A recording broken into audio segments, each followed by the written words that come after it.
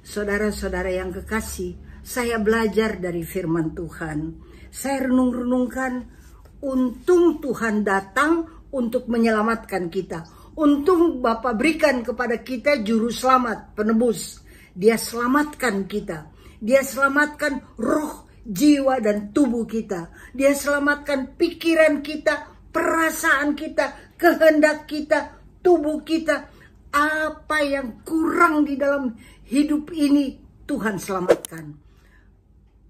Yang susah, yang luka, yang sakit, semua Tuhan sembuhkan. Satu persatu asal kita bawa kepada Tuhan. Kita harus sadar dulu, oh bagian ini aku kurang, aku bawa itu kepada Tuhan. Oh karakterku yang bagian ini perlu ditolong Tuhan, aku bawa itu kepada Tuhan. Karena kalau kita tidak sadar, kita tidak tahu bagaimana mau disembuhkan. Berilah apa yang saudara perlu. Saudara-saudara yang kekasih, di dalam Keluaran 15 ayat 26 dikatakan, akulah Allah yang menyembuhkan. Firman Tuhan berkata demikian, I'm the Lord that healed thee. Bunyinya demikian, jika kamu sungguh-sungguh mendengarkan suara Tuhan Allahmu dan melakukan apa yang benar di matanya dan memasang telingamu kepada perintah-perintahnya dan tetap mengikuti segala ketetapannya, maka aku tidak menimpakan kepadamu penyakit manapun yang telah kutimpakan kepada orang Mesir, sebab akulah Tuhan yang menyembuhkan engkau.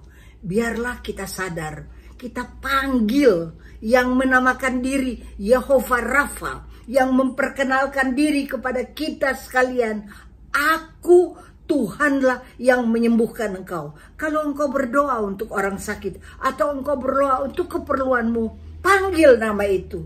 Engkau yang berkata, aku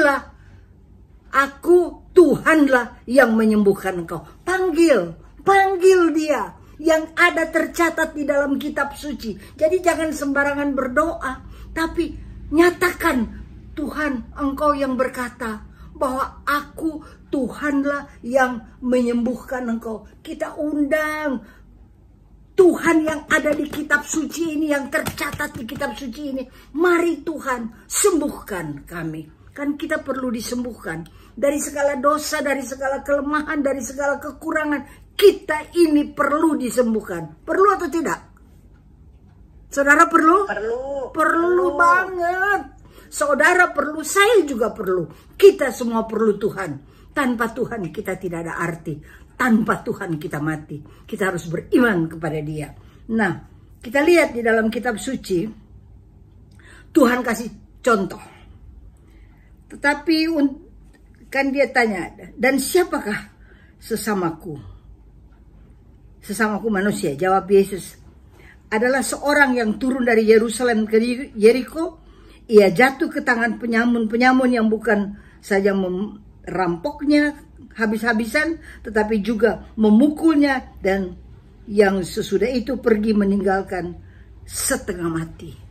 Di dalam hidup kita ini, semua tak terkecuali merasa betapa dirampok, dibohongin, dikhianati, dipukul, babak belur kita, ya.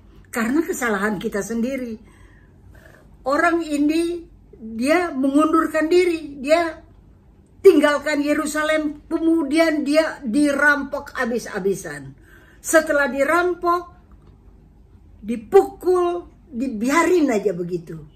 Berapa banyak kita bertemu dengan orang yang kecewa, dirampok damai sejahteranya, dirampok sukacitanya, dirampok kepercayaannya kepada seseorang. Kita begitu percaya kepada sahabat ini, kita begitu mengandalkan sahabat ini, tiba-tiba dia pukul kita habis, dia rampok, kemudian dia tinggalkan.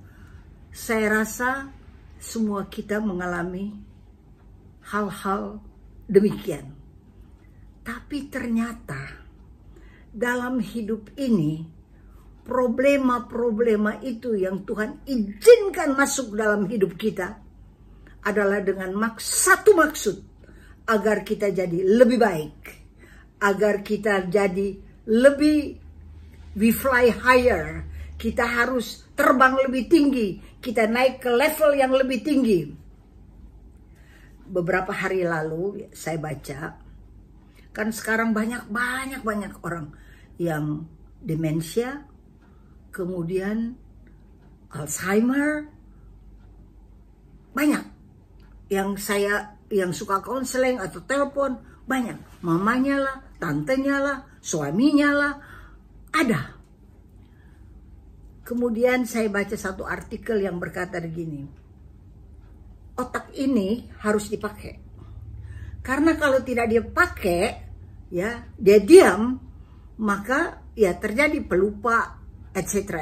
Karena penyakit demensia itu tidak bisa disembuhkan, nggak ada obat. Tapi kita bisa mencegah itu jangan sampai terjadi pada kita. Tentu awal-awal kita harus tahu. Pertama, berdoa. Berdoa itu sangat menolong. Baca firman Tuhan, hafal ayat itu sangat menolong. Membuat kita tidak demensia. Kemudian ada lagi satu hal yang saya baca, saya lihat, iya ya. Nanti Dr. Loren tolong koreksi saya kalau salah ya. Dia bilang begini di dalam artikel itu, kita itu otak ini mesti dipakai. Jadi secara berkala, seizin Tuhan, kita itu dapat masalah, kesulitan, problem. Secara berkala Tuhan izinkan itu terjadi. Supaya katanya, kalau kita ada dalam kesulitan atau masalah, kita kan berpikir, bagaimana? What's next? Apa yang harus saya lakukan? Kemana saya harus pergi? Pada siapa aku harus minta tolong, minta nasihat? Rupanya perkara-perkara demikian buat ini berpikir terus. Jadi kita tidak sakit. Kalau orang cuma terserah. Nggak mau buat apa-apa lagi, tidak mau berpikir, tidak mau melakukan sesuatu, maka dia akan mundur. Tapi kalau ada pergumulan, ada masalah, ada problema, dia berpikir dan dijauhkan dari hal-hal yang tidak diinginkan. Jadi sesungguhnya kalau ada masalah, kalau ada ujian, kalau ada problema, bersyukurlah pada Tuhan. Tuhan, kalau Engkau izinkan ini terjadi padaku, hanya dengan satu maksud, agar saya keluar sebagai pemenang. Amin. Hanya itu maksudnya Tuhan. Tuhan sedang latih kita berpikir, Tuhan latih kita bertindak, Tuhan latih kita untuk melihat betapa hebat, betapa besarnya Tuhan. Saudara, kemudian kita lihat ada seorang imam, dia lewat, tapi dia buat lingkaran besar. Dia baru dari bait Allah loh, baru melayani. Ketika dia lihat orang udah terbaring, udah terkulai, dia buat lingkaran besar. Orang Lewi lewat, itu juga rohani.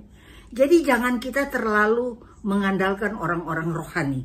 Kan kadang-kadang kita, wah, dia itu rohani, dia baca firman, dia itu bawa firman, dia itu pintar puji-pujian.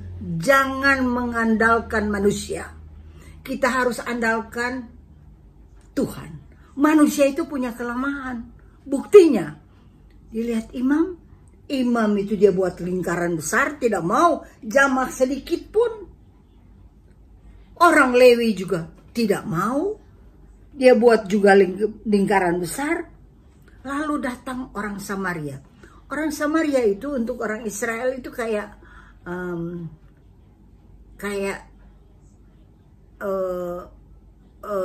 nomor 2 deh. Tidak terlalu mereka anggap agak rada, kalau boleh ngomong kasar, kafir. Jadi mereka menyembah berhala. Jadi mereka tidak terlalu anggap. Nah, tapi kita lihat ini orang Samaria ketika dia di dalam perjalanan itu, pada ayat 33 berkata, ia melihat. Kemanapun kita jalan, belajar untuk berjalan with open eyes. Ada orang memandang tapi nggak melihat. Nah, ini orang dia melihat, open eyes, ya. Kemudian kata firman Tuhan di sini, tergeraklah hatinya. Bukan hanya open eyes, tapi open heart. Kalau hati kita tidak terbuka, tidak mungkin tergerak. Saya ingat dulu ada satu yang saya kenal, ada satu saudara. Dia itu kalau sama orang-orang susah, dia itu murah hati sekali. Dia bukan mau, kan ada orang kalau dia mau kasih, dia kok sedikit dia kipas dulu itu uang sedikit baru kasih kan. Ini enggak, memang keluar dari hati.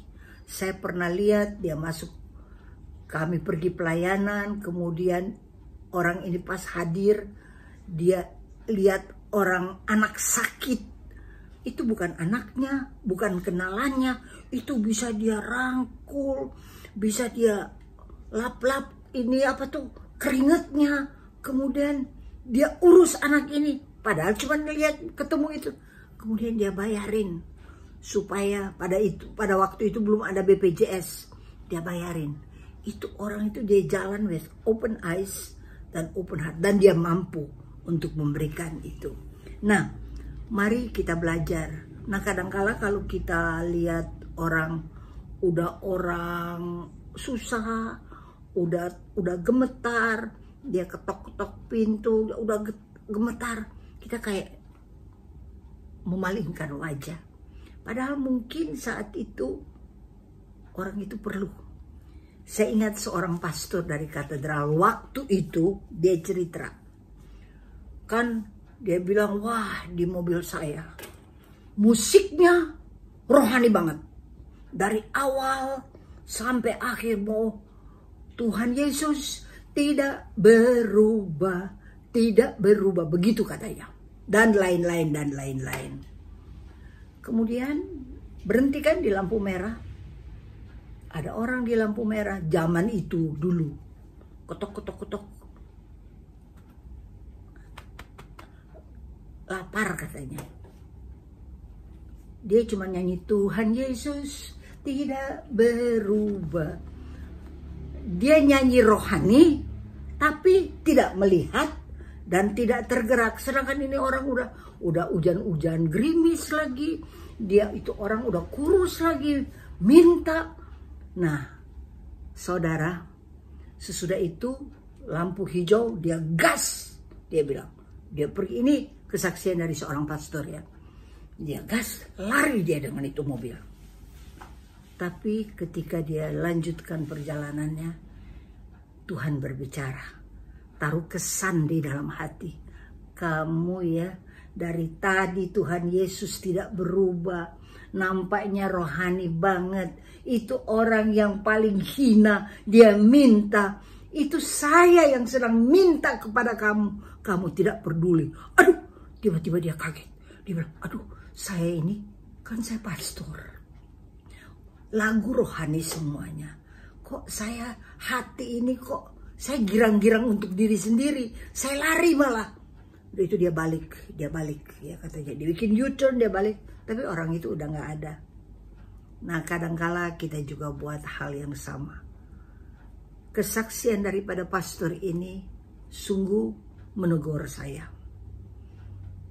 Contoh, kan kita suka traveling kemana-mana kan. Saudara bisa bayangkan orang yang bersihin WC di airport kayak di mana-mana itu, supaya WC itu tetap bersih. Dia itu minimal 12 jam dia di dalam. Dia mesti bersihin kotoran-kotoran kita, baik yang cair maupun yang padat, dia yang bersihin. Masa sih nggak ada sedikit kemurahan kita beri? Kita anggap kan free, memang itu memang free, pemerintah yang membayar. Tapi maukah kita juga ambil bagian,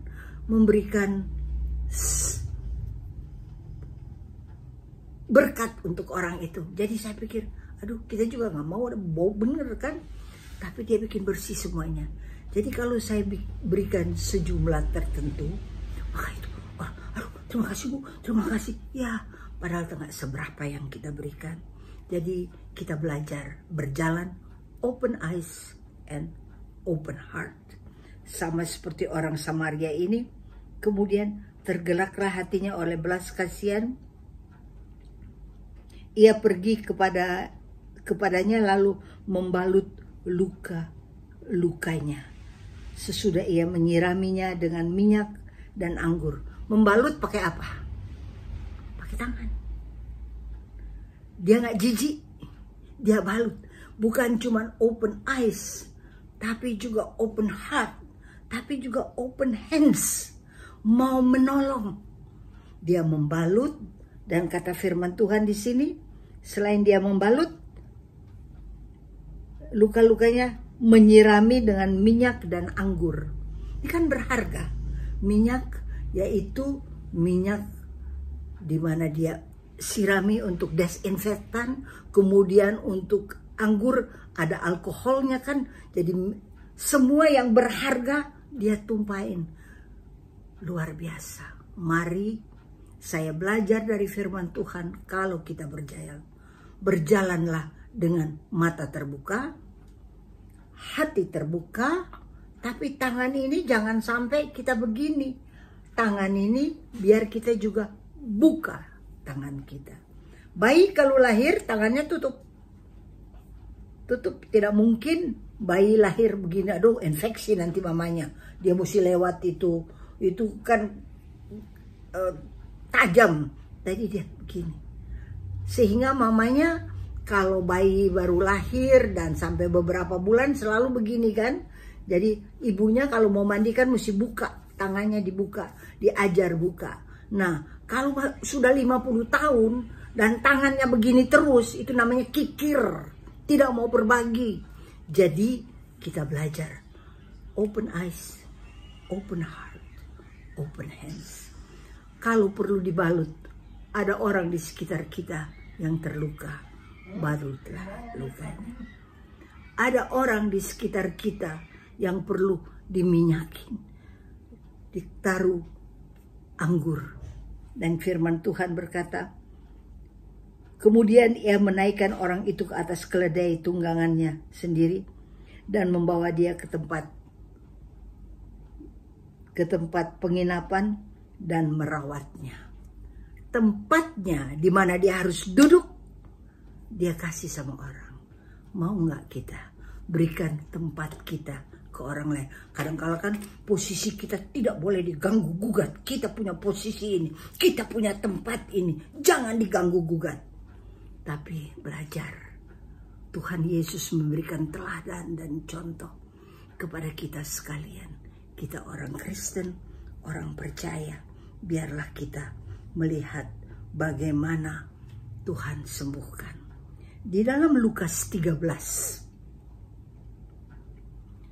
Injil Lukas 13 ayat 10 sampai 4. Di situ juga kita baca ketika Yesus sedang mengajar di salah satu rumah ibadat ya. Dia lihat di situ ada seorang perempuan yang 18 dirasuk roh sehingga ia sakit sampai bungkuk punggungnya dan tidak dapat berdiri dengan tegak. Jangan pikir bahwa di rumah ibadat tidak ada orang yang kerasukan. Ada. Dia bungkuk. Kalau bungkuk, pandangannya sangat terbatas. Yang dia lihat ke bawah aja. Dia tidak bisa lihat ke atas. Tetapi Tuhan Yesus memanggil orang itu dan berkata, "Hai ibu, penyakitmu sudah sembuh." Kalau ada pada kita yang selalu lihat ke bawah, tidak bisa bersyukur kepada Tuhan, lihat yang kecil-kecil, yang kotor-kotor, kelemahan-kelemahan, angkatlah wajahmu dan lihatlah ke atas. Betapa hebatnya Tuhan, betapa dahsyatnya Tuhan, betapa luar biasa. Orang yang 18 tahun, padahal dia rajin ke rumah ibadat, tapi Tuhan lihat ada roh jahat pada dia. kemudian dijamah dia dan sembuh dia. Bersyukur pada Tuhan. Kalau kita merasa pada saat ini, ada orang kan minder, lihat ke bawah terus. Merasa tidak mampu, tidak bisa, tidak sanggup. Dia lebih baik, dia lebih hebat, dia lebih kaya, dia lebih sanggup. Kita nggak bisa apa-apa. Itu bungkuk. Dan kalau bungkuk itu kerasukan, kata firman Tuhan. Kita minta kepada Tuhan, Tuhan sembuhkanlah kami dari minder, rasa tidak mampu, rasa tidak sanggup, rasa tidak bisa, mampu menolong orang lain. Saudara dan saya, ada kapasitas yang luar biasa di dalam kita.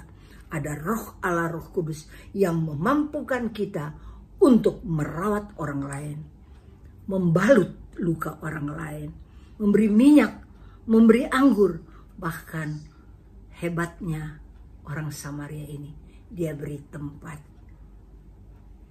keledainya, tempat duduknya dia kasih. Dia bawa ke rumah penginapan. Apa itu rumah penginapan? Gereja. Di sana kita bawa orang-orang. Gereja itu tempat orang sakit disembuhkan Tuhan. Bukan orang kudus. Memang dikuduskan oleh Tuhan. Tapi tadinya semua, saudara, saya, kita semua sakit. Kita semua ada cacat.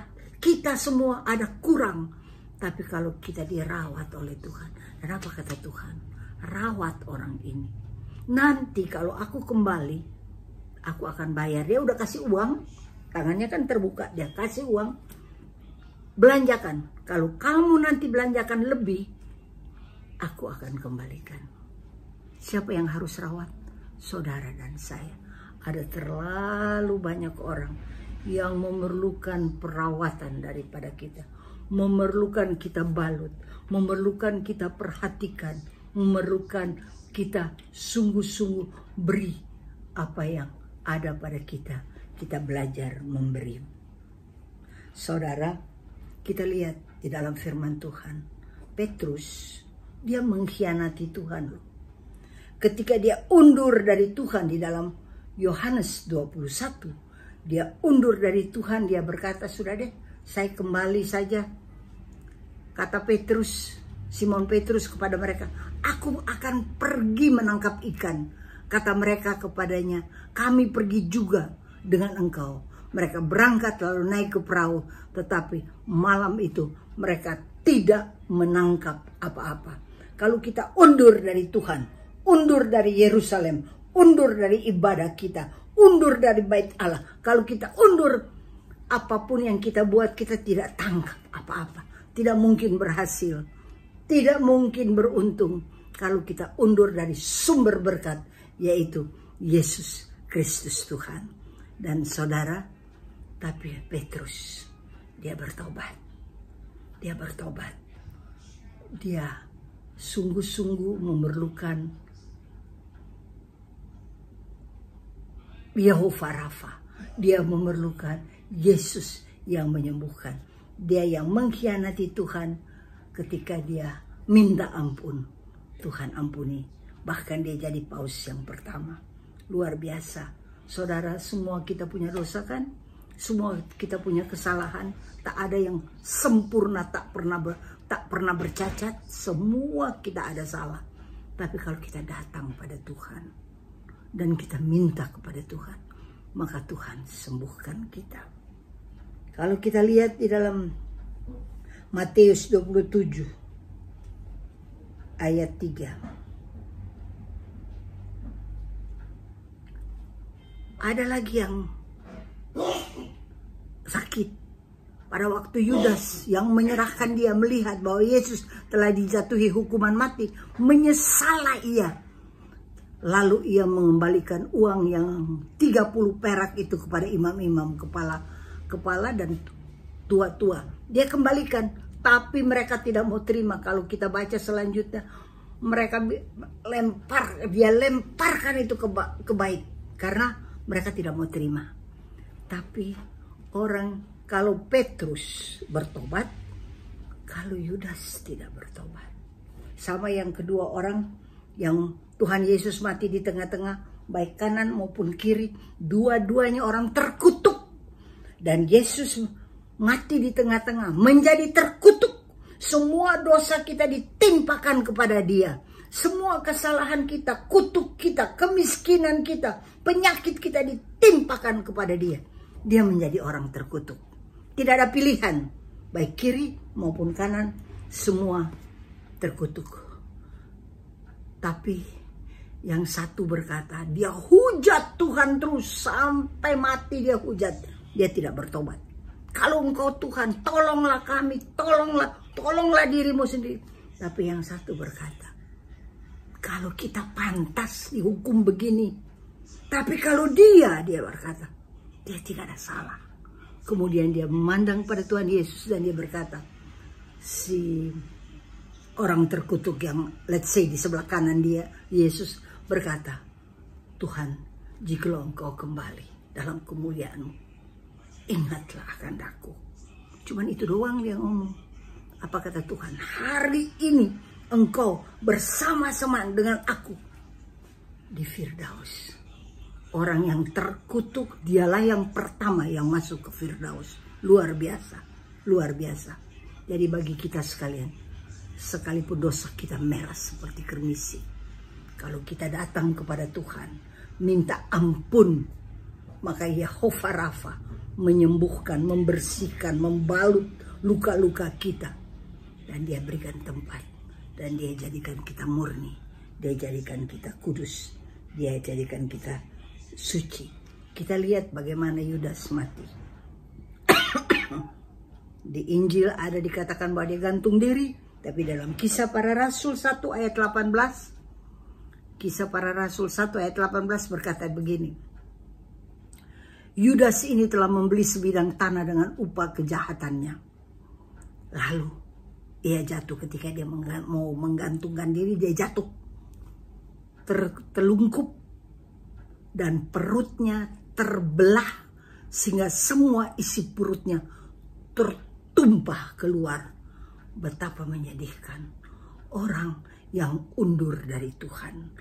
Orang yang tidak mau bertobat. Menyesal tidak cukup. Kan tadi sudah kita baca. Dia menyesal.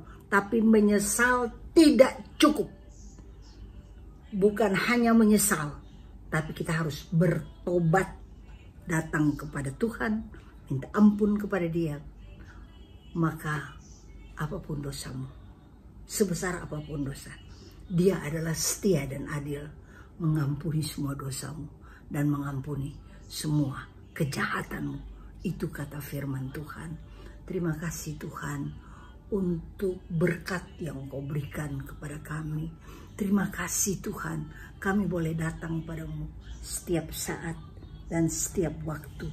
Tuhan itu terlalu baik, amat baik, sangat baik. Saya mau tutup dengan satu ilustrasi yang saya baca dan saya dapat berkat. Yaitu, saudara tahu pilot itu mereka ditrain, mereka dapat pendidikan bukan di udara, tapi pendidikan itu di darat. Semua teori di darat mereka dapat. Ada masanya mereka terbang untuk apa yang sudah mereka pelajari, mereka harus praktekkan di udara. Tapi kalau mereka terbang pertama kali, pasti ada dia punya instruktur yang terbang bersama-sama. Nah, pilot muda ini, waduh, waktu dia kan biasanya pilot tinggi besar, kagak, nggak ada pilot bongkok. Pilot itu tinggi, lurus jalannya, keren. Laki-laki kalau dia pakai uniform, biar dia jelek langsung jadi cakep, betul nggak? Uniform itu bikin bagus. Jadi dia udah pakai uniform, waduh, gadis-gadis kalau lihat keren banget, cakep banget ini pilot. Nah, terbanglah dia, masuk dalam pesawat, terbang dia. Ketika dia terbang, dia senang sekali karena wah, good weather, dan dia apa yang dia pelajari dia praktekkan. Tiba-tiba datang storm, badai. Waktu datang badai, pesawat ini dibanting-banting. Kan kita semua pernah rasa kalau kita naik pesawat kan ada masa yang stormy ya, dimana kita dibanting-banting begitu. Mulai panik ini. Pilot muda ini mulai panik. Padahal dia belajar di darat, diulang-ulang oleh instrukturnya berkata, look at the instruments. Bertindak juga sesuai instrumen. Jangan pakai perasaan, jangan pakai pandanganmu. Tapi karena dia masih muda, belum banyak pengalaman, belum ada pengalaman, yang dia lihat, wih, kok makin hitam, makin gelap. Wih, dia ketakutan banget. Oh, ini terbanting-banting begitu. Akhirnya apa yang dibuat oleh instruktur? Dia bilang, look at the instruments. Dia enggak, tetap dia lihat, dia ketakutan. Apa yang dilakukan oleh instrukturnya, dia ambil yang kain hitam yang biasanya kalau itu dia pesawat diam, ditutupnya kaca itu, dia tutup kacanya. Kemudian dengan demikian dia nggak bisa lihat apa-apa. Kembali ke instruktur berkata, look at the instrument. Nah, kita ini punya manual. Di dalam hidup ini seperti pandemi begini kan, ada badai yang luar biasa. Orang yang kaya pun bisa kehabisan, bisnisnya bisa ambruk, rumah tangga goncang, nggak tahu mau bayar sekolah bagaimana, nggak tahu mau bayar kontrak bagaimana. Jadi wah, gonjang ganjing. Pandanglah kepada kitab suci. Kita punya manual di mana kita bisa baca, kita bisa renungkan, sama seperti para murid-murid ketakutan ketika mereka berada dalam badai. Sampai mereka berkata, Tuhan, tidak pedulikah Engkau kami binasa? Dari tadi juga Tuhan tidur, udah ribut banget dengan badai, Tuhan tidur, tidak terpengaruh sedikit pun. Tapi ketika badai masuk dalam hati dari para murid, Tuhan bangun. Ketika dia dengar mereka berkata, Tuhan, tidak pedulikah Engkau kami binasa? Dia bangkit dan dia berkata, diam dan tenanglah. Maka danau itu diam dan tenanglah. Ketahuilah kalau saudara dan saya berdoa, kalau kita datang kepada Tuhan, Tuhan dengar doa yang kita panjatkan. Tuhan dengar ketakutan kita, karena dia pernah ketakutan ketika berada di Getsemani. Peluhnya berubah menjadi darah dan berteteskan ke tanah. Saudara dan saya terbuat dari tanah belaka. Darah anak domba Allah berteteskan ke tanah.